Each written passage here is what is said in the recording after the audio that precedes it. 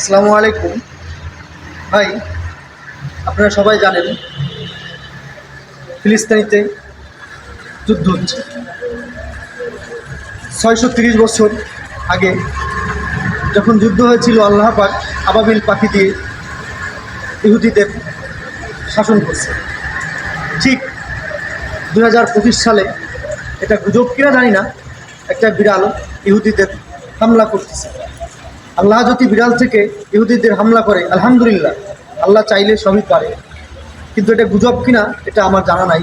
যদি আল্লাহ চায়, আল্লাহ কিন্তু সব করে। আর ইহুদিরা, ইসরায়েলরা সবসময় একটা জিনিস মনে রাখবেন, আল্লাহ কিন্তু ছাড় দেয়, ছেড়ে দেয় না। এই কথাটা আপনারা মনে করবেন।